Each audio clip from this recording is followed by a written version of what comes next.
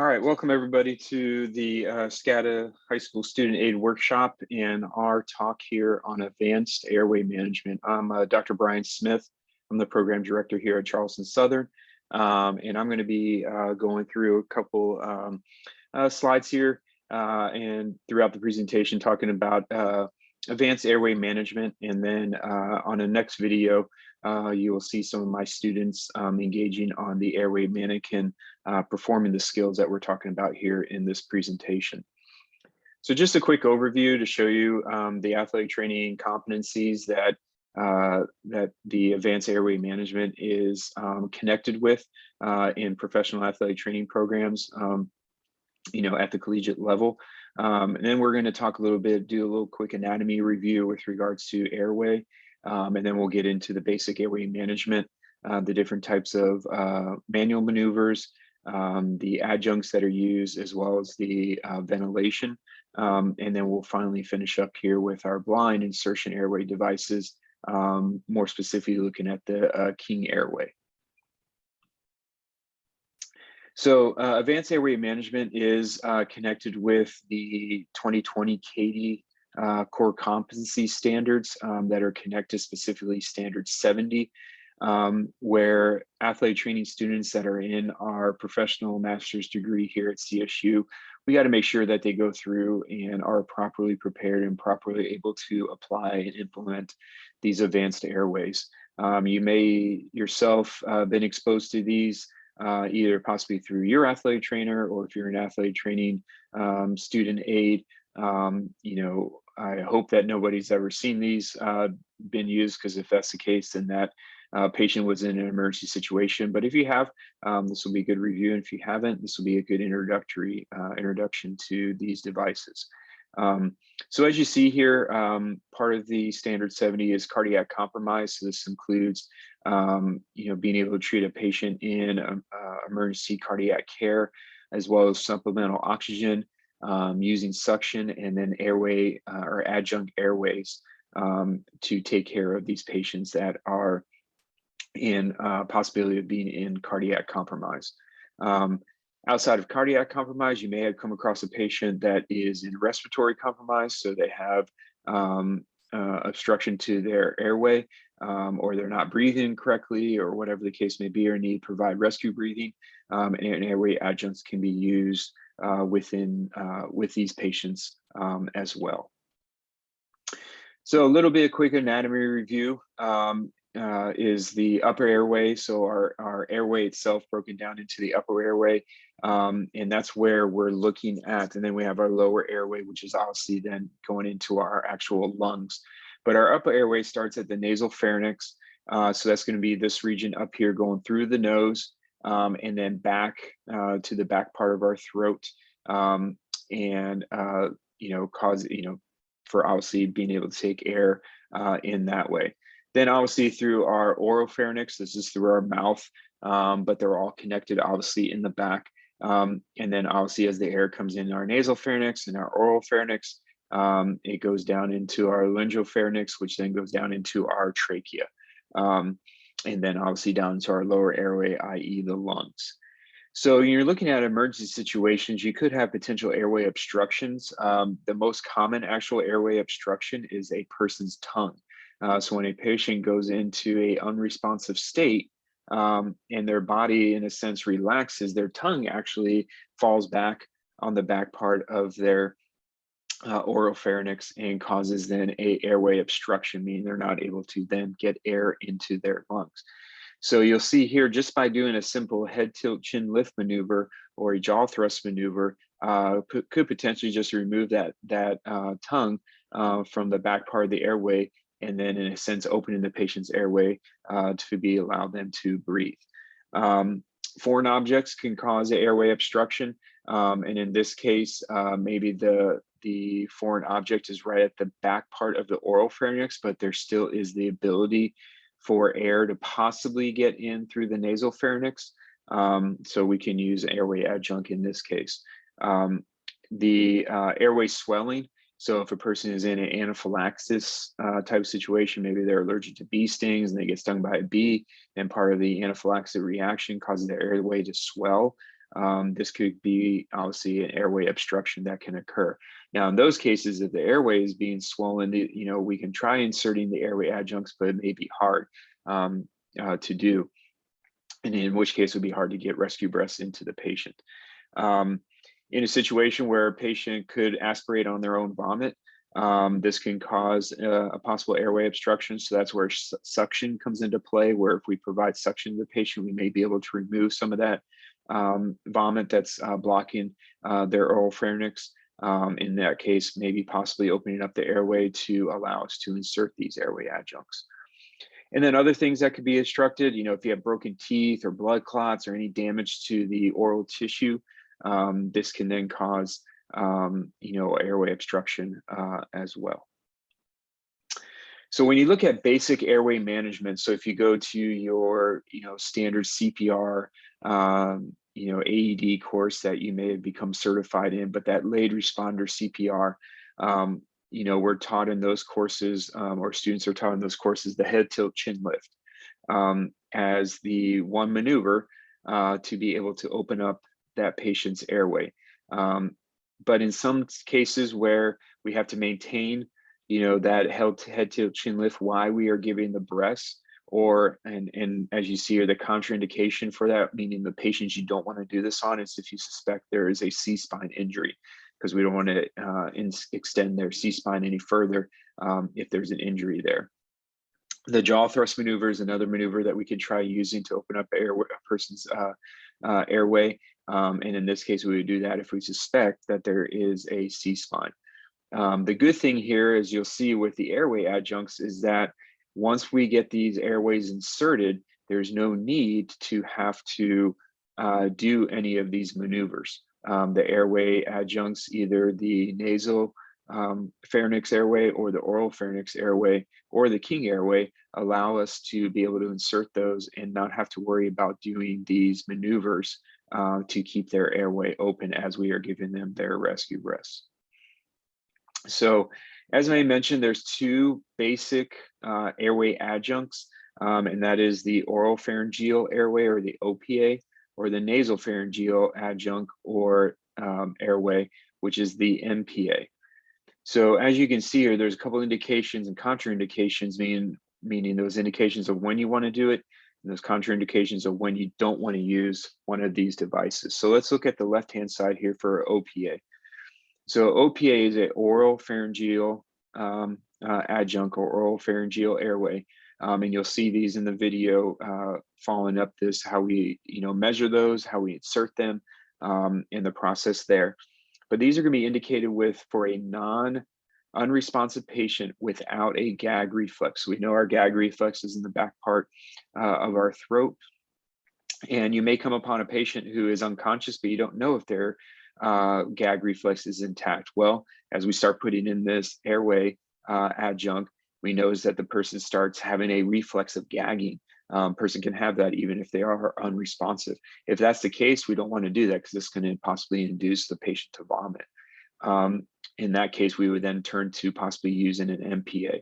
The other contraindication, or that was the one indication. So the contraindication for the OPA is if the patient is responsive.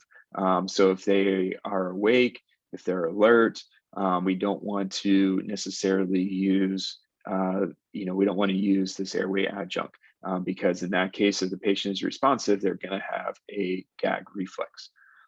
Okay.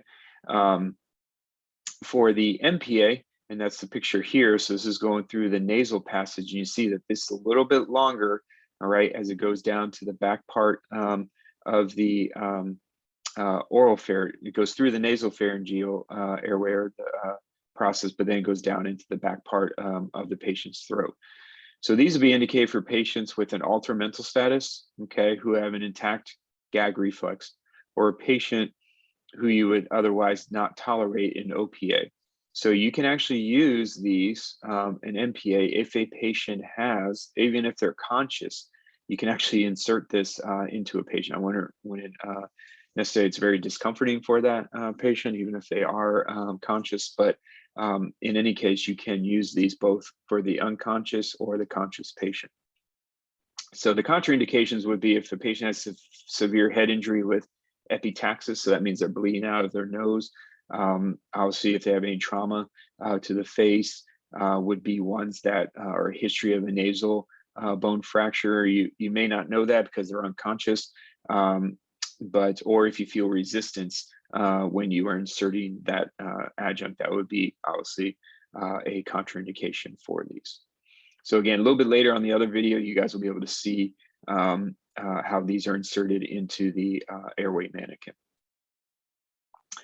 So once we insert those airway adjuncts, obviously ventilation, giving that patient rescue breaths, whether it's rescue breaths and they have a heartbeat or they have a pulse, maybe they're just in respiratory arrest. Or obviously if the patient's in cardiac arrest, meaning that they don't have a heartbeat or they are not breathing, we're going to want to insert one of those adjuncts and get the ventilation going as quickly as possible. So just a little quick background, if you recall, when you inspire air, when you breathe in, you're breathing in about 21% oxygen. About 0.3% is carbon dioxide, and the remaining is nitrogen. So that's just the gas, within the air itself. When you exhale, when a patient exhales, the only amount of oxygen you're getting is about 16%, or you're expelling out 16% oxygen. So you can imagine if you are doing CPR on somebody, even with your pocket mask, and you are breathing into the patient, you're giving the breath from your lungs to that patient. Well, then the patient's really only getting 16% oxygen. So a way to increase that substantially is if we use a bag valve mask, and even more so if we use a bag valve mask that's connected to a oxygen tank. In that case, the patient's going to be receiving up to about 100% oxygen going into that patient, and not 16% from you breathing into that patient. But in any sense, if you're using a bag valve mask, you want to be giving breaths, or if you're not, you're just doing rescue breathing, the breath should be delivered over a 1 second period, meaning that you're going to be giving about one breath every 6 to 8 seconds for an adult, or one breath every 3 to 5 seconds for a child. If you are using a bag valve mask, okay, the preferred methods, and this will be the preferred as far as most preferred to the least preferred. So the most preferred is you actually have two people, all right, one person sealing the mask around the patient's mouth, and then the other person squeezing on the bag to then be able to get a good effective breath, or a good effective breath into the patient. A mouth to mask with a one-way valve, all right, is the next, because again, we're going to be able to seal that mask, okay, over the patient in a better situation. We can even hook some of those pocket masks up to oxygen as well. There's a little valve there that we can hook an oxygen tank up to there. So we're breathing into them while they're also getting some oxygen into the patient. And then the next one, if we don't have anything, don't have a second person, one person can do a bag valve mask with an oxygen reservoir and O2, being put into the patient, but that has been shown to be not as effective, because if you have smaller hands, you might not be able to get your hand all the way around that mask, being able to seal it really good onto the patient's mouth. So some air may escape as you're trying to give them those breaths. So while this is a very advanced skill, this will be a skill that as athletic trainers, unless you are maybe an EMT, paramedic, that's also an athletic trainer, you're not going to come across having to do a ET tube or an endotracheal tube. So these are the ones that you see maybe in your, medical shows, your, Grey's Anatomy and things like that, where you have the doctor that sticks a laryngoscope, which is that kind of metal device, into their mouth while they're inserting that tube in. And in that case, what the physician is doing is they're actually visualizing and seeing the vocal cords, as well as the actual esophagus, or excuse me, the larynx, where they're going to be inserting this. So this is a very advanced skill. You wouldn't be doing this as an athletic trainer out in the field unless, again, you are trained to do it. And you can read here kind of indications, just like with the OPA, if the patient's unresponsive, no gag reflexes, again, you're going into the mouth, going all the way to the back of the mouth. If they're in cardiac or respiratory arrest, The advantages of this is you're going to be going right through or right into the trachea. So you know that all the breath that is being given to this patient is going directly into their lungs. With the OPA, the MPA, or even here we'll talk about with the King Airway, there's a chance that some of the air will actually end up going down into the patient's esophagus, which would then go down into the patient's stomach. So it's not completely sealing off the esophagus to make sure that we're getting, there's still a chance that there's some going into it using the other devices, but using the ET tube, that's an advantage because we know we're going right into the trachea. Okay, but obviously disadvantages, again, requires extensive training, very high risk of secondary injury, breaking a person's teeth, something of that nature when you're using a laryngeal scope and putting those in there. So this is, again, a very advanced skill, but just letting you know that that is there as well. And then the another advanced airway, or what we call a blind airway, is using this King Airway. And what this King Airway does is it basically helps block off the esophagus so that no breath or very limited amount of air is going down into the stomach. So you can see that here with this picture.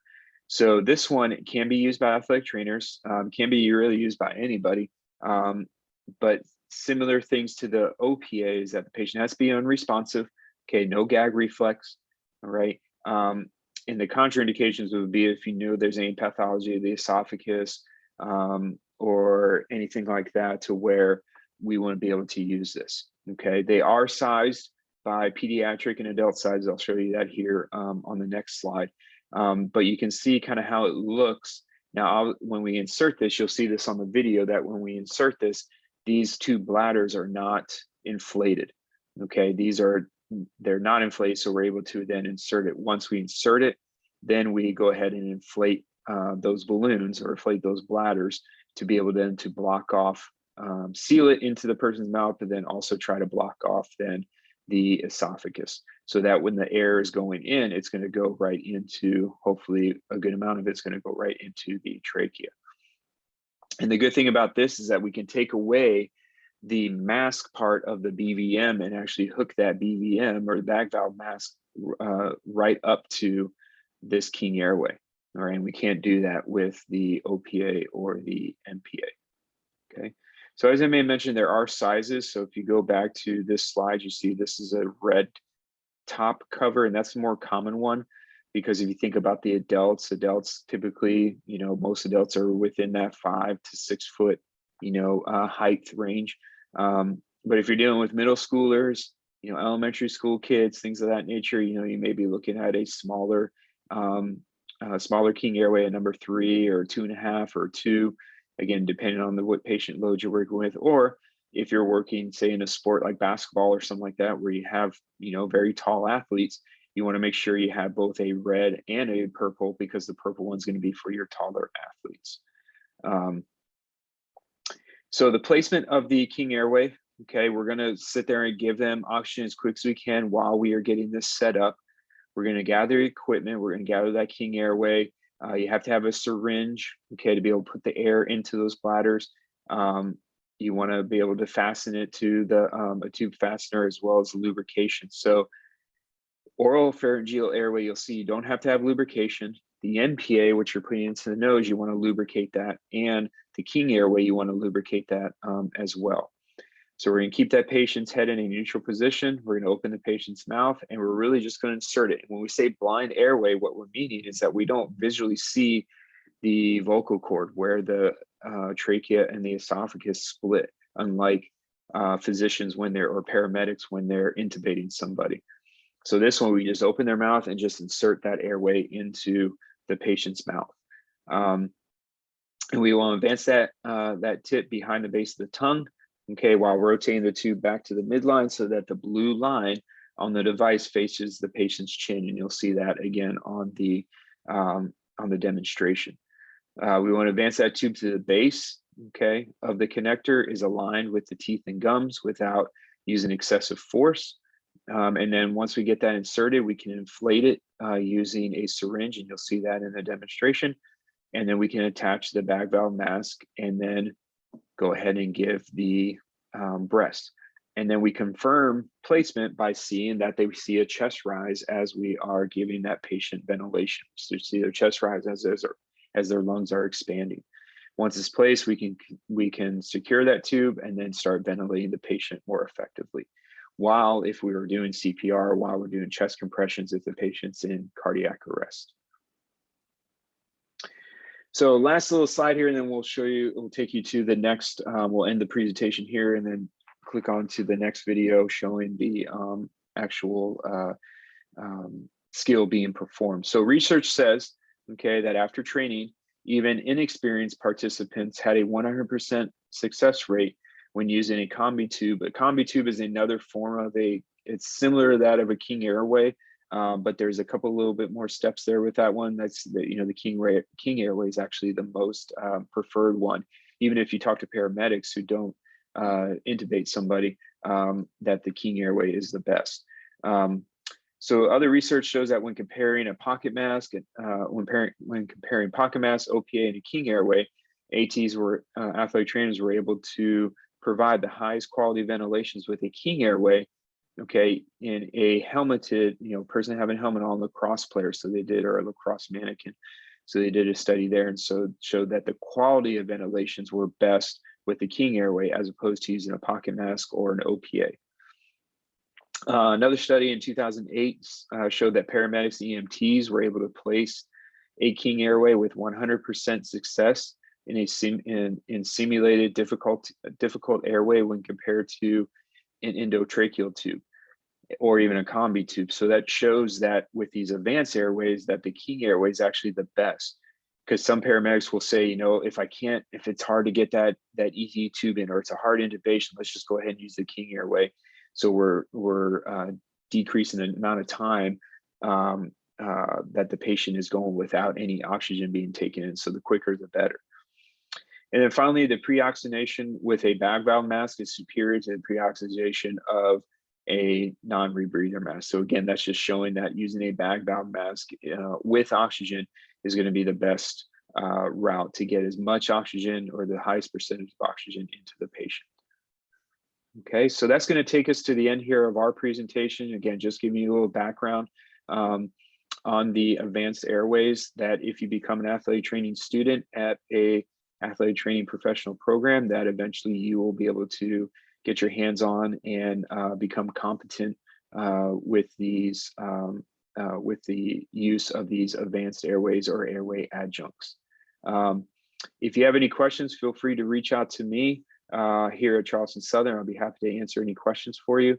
And until then, you're going to jump over to and click on the next video, which will show you, or the next link, which will show you then the video on the actual adjuncts being inserted into the mannequin. Thank you very much for your time, and go Bucks.